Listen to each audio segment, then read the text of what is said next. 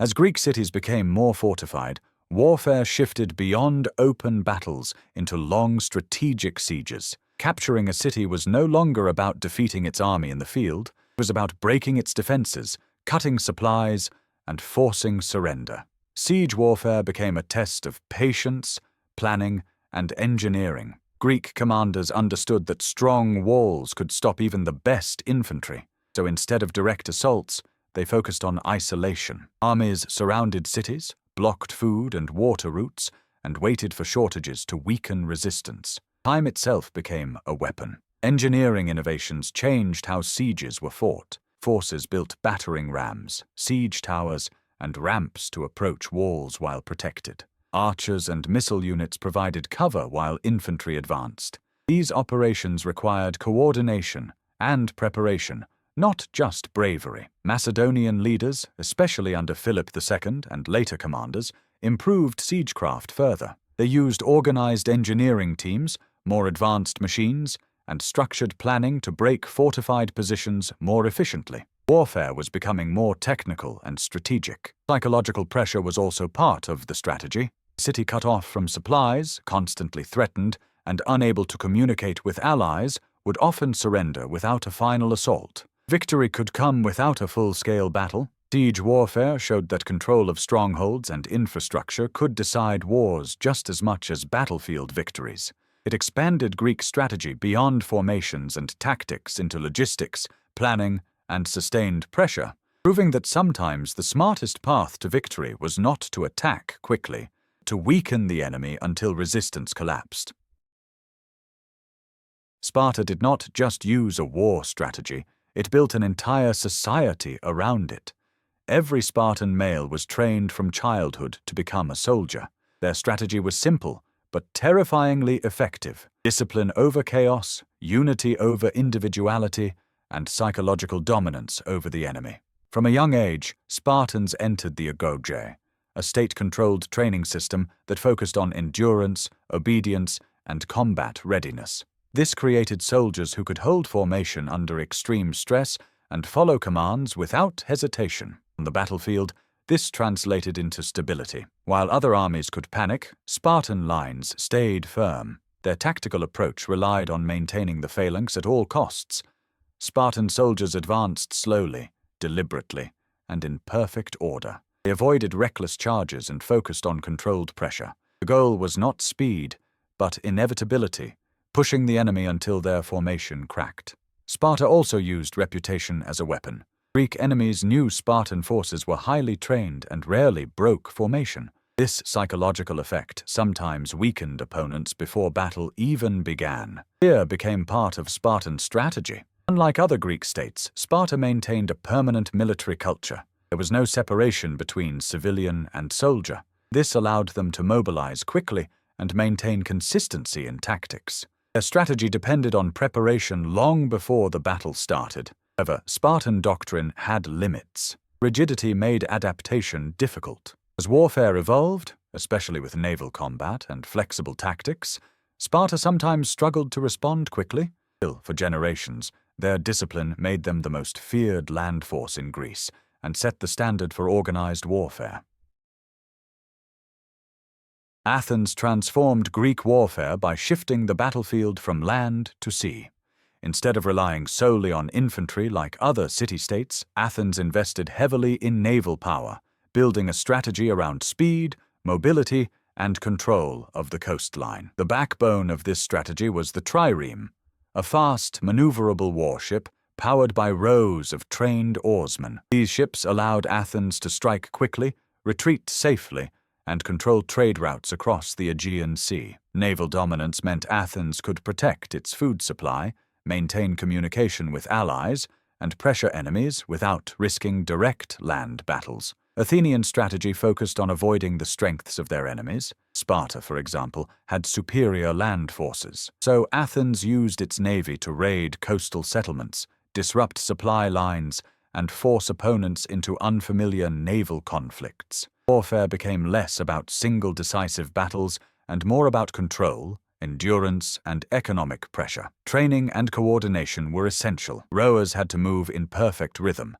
and commanders needed precise timing to ram enemy ships or outmaneuver them. Battles at sea depended on discipline just as much as land warfare, but added a new layer of complexity: navigation, weather, and positioning. Naval power also strengthened Athens politically. By controlling sea routes, Athens led alliances, collected tribute, and expanded influence across the Greek world. Their strategy proved that dominance didn't always come from stronger soldiers. It could come from controlling movement, trade, and access. However, reliance on the navy also created vulnerability. If sea power weakened, Athens struggled to defend itself on land. Even so, Athenian maritime strategy permanently changed Greek warfare, proving that control of the sea could decide the fate of empires. When the Persian Empire invaded Greece in the early 5th century BCE, Greek city-states faced an enemy far larger in numbers and resources. Their survival depended not on strength, but on strategy, using terrain, timing, and unity to neutralize Persia's advantage. Greek commanders avoided open plains where Persian cavalry and numbers could dominate. Instead, they chose narrow battlefields where large armies couldn't spread out. This forced Persian forces into tight spaces, reducing their mobility and limiting their numerical superiority. At Marathon, Greek hoplites advanced quickly to prevent Persian archers from gaining full advantage, turning the fight into close combat where heavy armor and discipline mattered more. At Thermopylae, a small Greek force held a narrow pass, slowing a massive army by forcing them to attack in confined waves. Strategy, not size, shaped these outcomes. Unity was another key element. Independent city-states formed temporary alliances, coordinating defense and sharing information. While they often disagreed politically, survival required cooperation against a common threat. Naval positioning also played a role. Greek fleets lured Persian ships into narrow waters where maneuvering was difficult,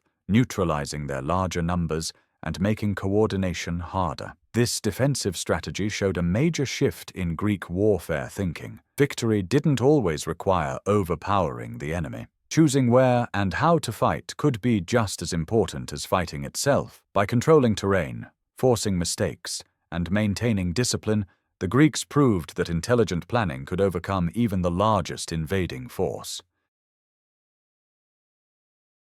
Greek warfare changed dramatically in the 4th century BCE when the city of Thebes introduced a bold new strategy known as the oblique order. Instead of spreading soldiers evenly across the battlefield like traditional phalanxes, Theban commanders concentrated strength on one side to deliver a decisive order against a single point in the enemy line. This strategy was most famously used by the Theban general Epaminondas. Rather than matching the enemy formation directly, he reinforced one wing of his army, often stacking soldiers deeper than usual, while keeping the rest of his line thinner and more defensive. The goal was simple: overwhelm the strongest part of the enemy first, then collapse the rest of their formation. Timing and coordination were critical. The reinforced wing would advance aggressively while the rest of the army delayed engagement. Once the enemy line broke at the targeted point, confusion spread quickly. Greek phalanxes relied on cohesion. Once disrupted, they struggled to recover.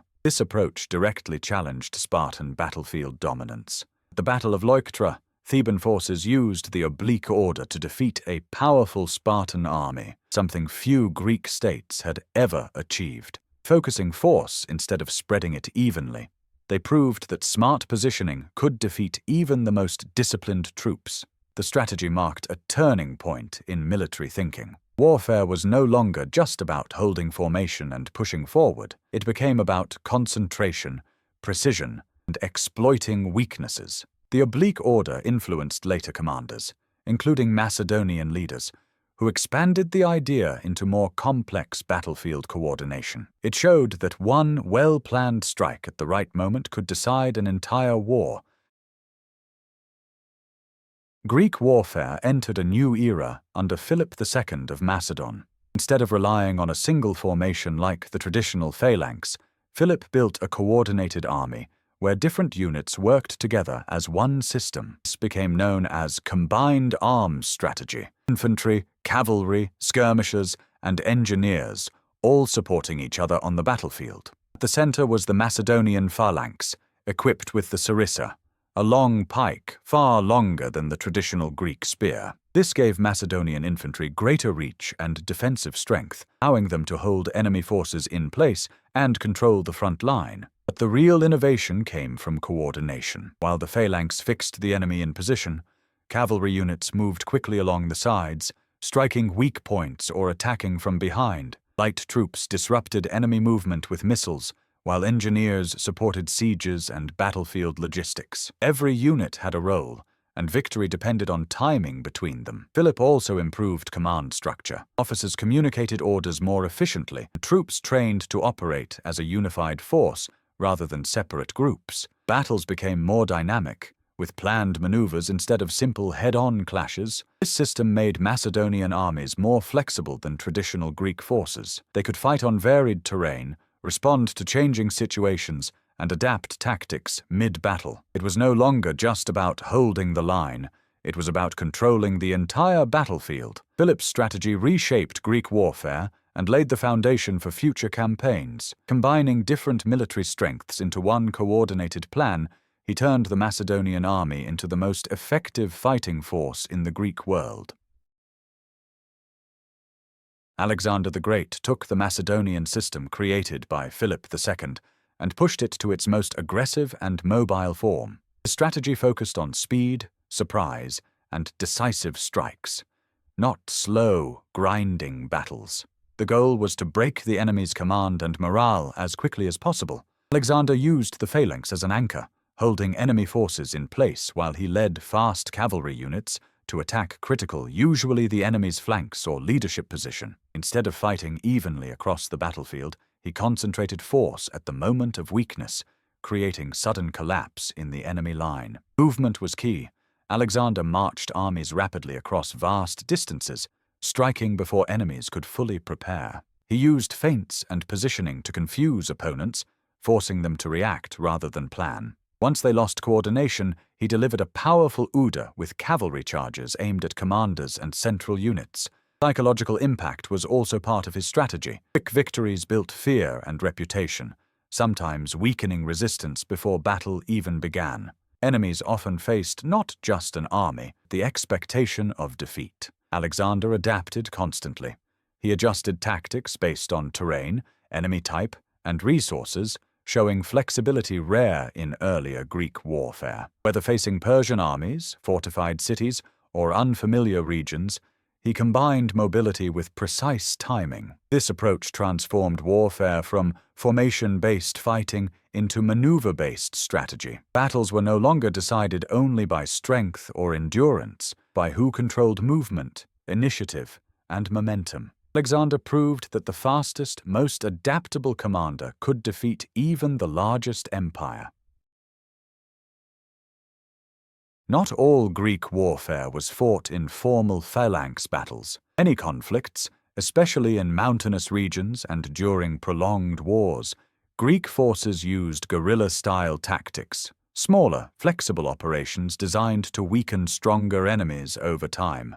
These strategies relied on ambushes, surprise raids, and control of terrain. Light infantry could move quickly through hills, forests, and narrow paths, where heavy hoplite formations struggled. Instead of facing a powerful army head-on, they attacked supply lines, isolated units, and communication routes. The goal was disruption, not direct victory.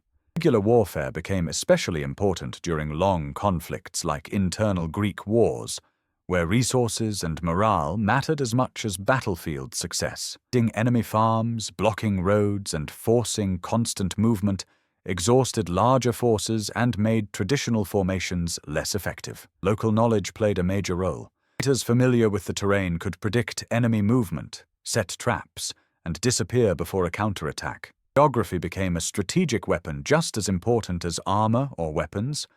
These tactics also exposed the limits of the traditional phalanx. Heavy infantry dominated open-field battles, but struggled in rough terrain where formations broke apart. Guerrilla methods exploited this weakness and forced Greek commanders to rethink mobility and adaptability. Over time, irregular warfare became a complementary strategy alongside formal battles. It showed that victory didn't always come from one decisive clash. Sometimes it came from patience, disruption, and controlling how and where the enemy could fight.